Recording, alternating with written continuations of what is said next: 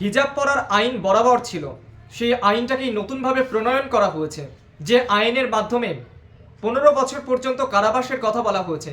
মাথার চুল, কাঁধ, পা ঢেকে রাখতে হবে হিজাব দিয়ে। এই কথা আগেও বলা ছিল, এখনও বলা আছে, কিন্তু নতুন সংযোজন আইনে এসেছে কঠোরতা। আইন আরও কড়াকড়ি করা হয়েছে।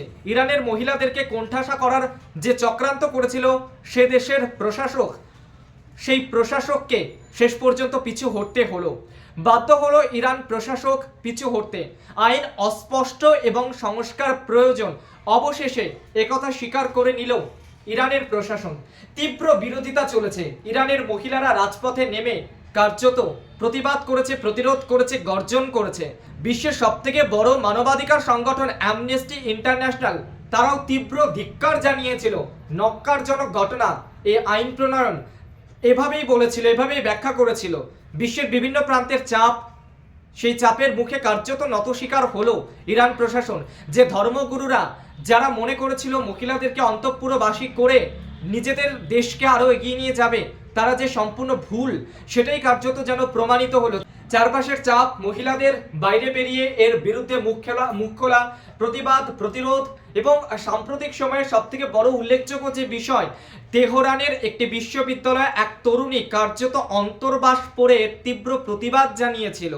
যদিও সেই তরুণীর খোঁজ আর পাওয়া যায় না। সেই তরুণীকে একেবারে পাগল প্রতিপন্ন করা হয়েছিল, মানসিকভাবে বিধ্বস্ত সেই তরুণী, এমনটাই প্রশাসনের তরফ থেকে, ইরান প্রশাসনের তরফ থেকে বলা হয়েছিল। ইরানে এই যে হিজাব পড়বেন না নারীরা, এই যে আন্দোলন, সেই আন্দোলন তো নতুন নয়, এই আন্দোলন বহু পুরনো। এই আন্দোলন 2022 সালেও চলেছিল, তীব্রতর হয়েছিল। একেবারে ইরানে তীব্রতর যে আন্দোলন চলেছিল, সেখানে দেখা গিয়েছিল যে তরুণী মুখকে, সেই তরুণী মুখ আজকে অবশ্য আর নেই। কার কথা বলছি? মাহসা আমিনির কথা বলছি, যে তীব্র প্রতিবাদ করেছিল, প্রতিরোধ করেছিল, গর্জন করেছিল।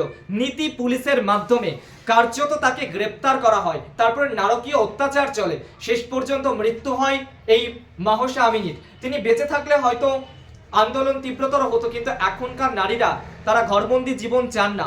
এবং সাম্প্রতিক সময়ে সবথেকে উল্লেখযোগ্য যে বিষয়, এক গায়িকা তিনি মঞ্চে ছোট পোশাক পরে গান করেছেন, তার জন্য তাকে তীব্র কটাক্ষের মুখে পড়তে হয়েছে, পুলিশের অত্যাচার সহ্য করতে হয়েছে।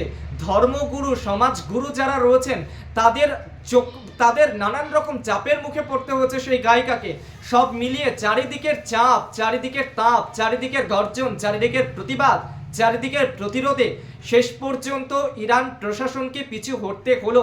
নারীদেরকে অন্তঃপুরবাসী করে রাখার, নারীদেরকে অন্ধকারের মুখে ঠেলে রাখার, নারীদেরকে গৃহবন্দী করার যে ফতোয়া জারি করা হয়েছিল এবং যে আইন প্রণয়ন করা হয়েছিল, সেই আইন বলবৎ হওয়ার আগেই কার্যত সেই আইনে অস্পষ্ট এবং সংস্কার প্রয়োজন বলা হয়েছে।